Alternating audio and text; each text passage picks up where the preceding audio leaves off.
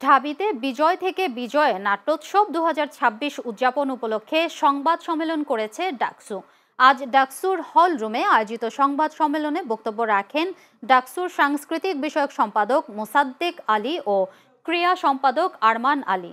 তারা জানান, আগামী ১১ই ডিসেম্বর শিল্পকলা একাডেমিতে ডাকসুর উদ্যোগে ৩ দিনব্যাপী নাট্যোৎসব হবে। ঢাকা বিশ্ববিদ্যালয় জাতীয় নাট্যশালা, বাংলাদেশ শিল্পকলা একাডেমি এসব নাটক মঞ্চস্থ হবে।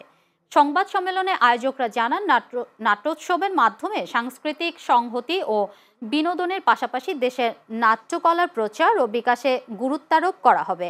সংস্কৃতি বিষয়ক মন্ত্রণালয় ও সাহিত্য সংস্কৃতি কেন্দ্র সার্বিক সহযোগিতা প্রদান করছে এই আয়োজনকে।